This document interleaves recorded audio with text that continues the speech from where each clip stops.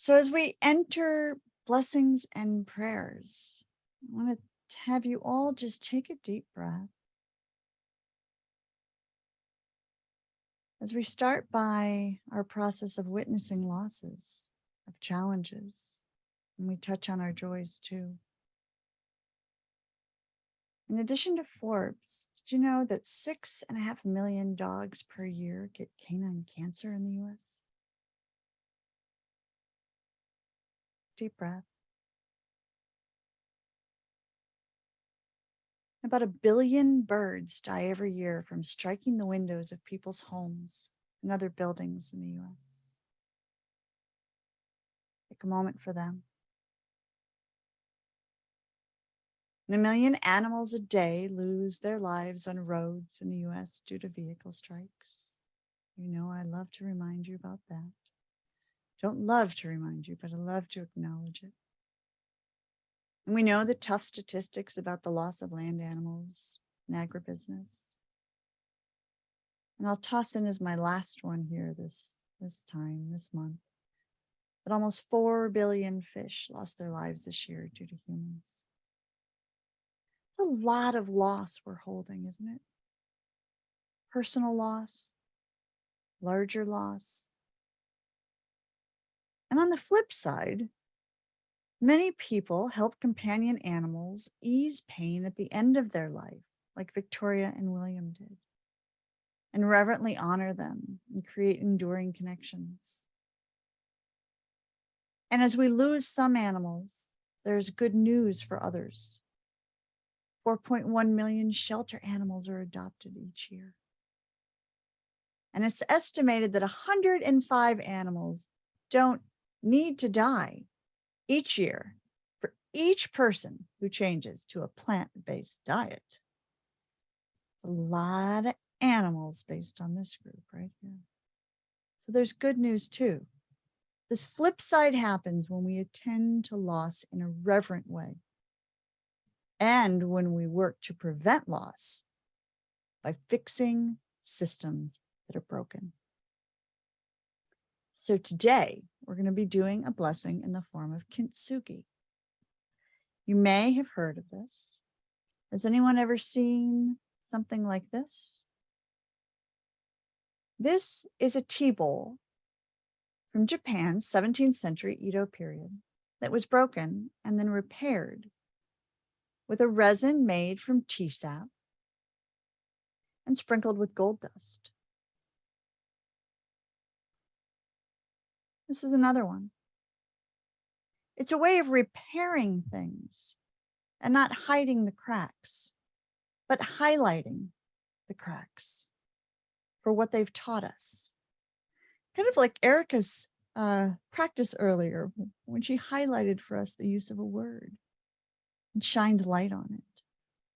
And so we're going to do that today. Now, as a philosophy, Kintsuge says that breakage and repair is not something to disguise, and they take a lot of time to repair. Okay, tree sap to make lacquer, gold dust to find that, skill, and it takes a lot of time. I'm not that skilled, but we're going to give it a shot. So here you go.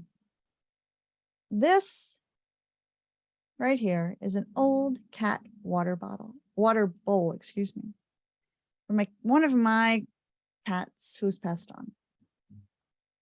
And you'll notice it's broken. And my husband donated a very old paintbrush. My husband's a painter. And this is back from the days when he didn't know how paintbrushes were made and started buying synthetic ones. And so I want to recognize and acknowledge the loss that this represents too, right here. And after some searching, I found a cruelty-free glue. And I found some gold dust that I'm going to admit in the middle of my prayer is called unicorn snot. So I'm just going to presence that it is promised to be cruelty-free, glue and gold, even though it has a name, unicorn snot. And I'm not skilled at this, but I think this is perfect because it reminds us all that we do not have to be perfect at loss and grief. We don't have to be perfect at all. We can use the tools that we find around us. We can use the tools that others give us or they donate. We can use what we have in the moment, taking things that don't seem sacred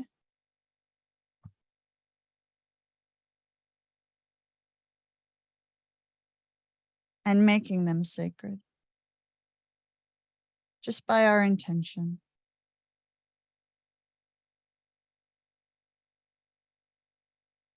And this one will probably not end up in the Smithsonian like one of those other ones I showed you. No, it probably won't.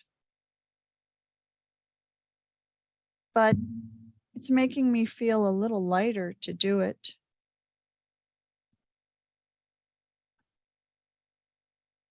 To repair that which is broken.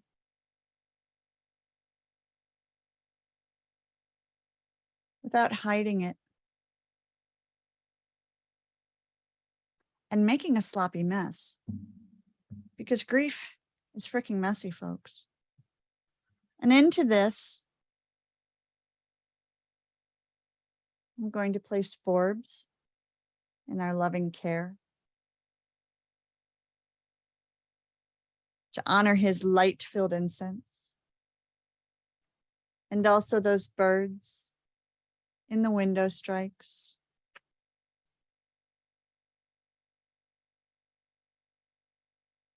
Those squirrels, especially one squirrel that Phil was involved in trying to help this week, had a concussion.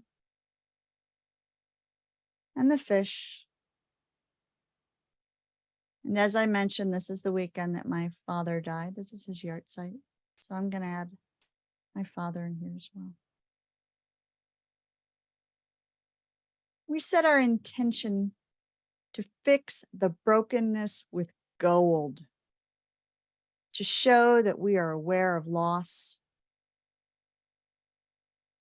and honor that.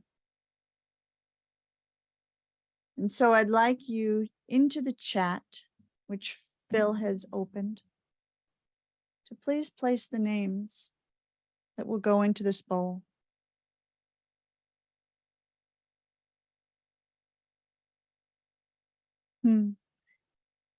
Ernie the goldfish. Not sure if Ernie's going over the rainbow bridge or swimming underneath the bridge.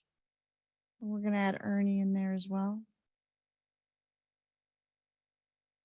Anyone else who you've lost, any system that is broken,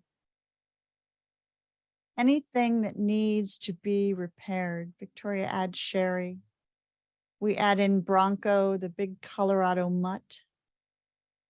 If you're having a problem chatting, you can also chat to me and I can read it aloud. Sometimes when we open the chat later. A tortoise, some rats, Paddington, Aaron, Sweet Bunny, a human friend, Mimi, Ned the Basset Hound, Gracie the dog, Chumley. For all of these, pair of pigeons who died together after being hit by a car. Amy puts a whole bunch of folks in here. Jesse, James, Greta, Tarzan, Kristen, Ginger, Snapper, Sugar, Coffee, Keys the cat, Damon, Mylan, Rescue Dog Alfred. They're all in the bowl, folks. The Buddy the Puffer. The dying sea lion met on the beach. Oh, Dave. We opened with sea lions, and then here they are. Freya the walrus. Take a deep breath as these names continue to come in and come into this bowl. I will be printing out the chat. I will be placing this in the bowl. It will go into my altar with all the other activities that we do here. Take a deep breath.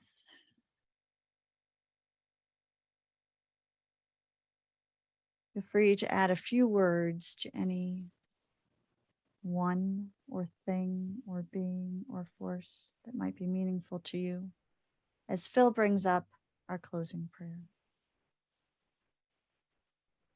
And so we say these words together as we do every month, and some of us do every day. Say them along with me. May all creatures everywhere be happy and free. May the thoughts, words, and actions of our lives contribute to this happiness and this freedom for all. May it be so. Amen. So mote it be.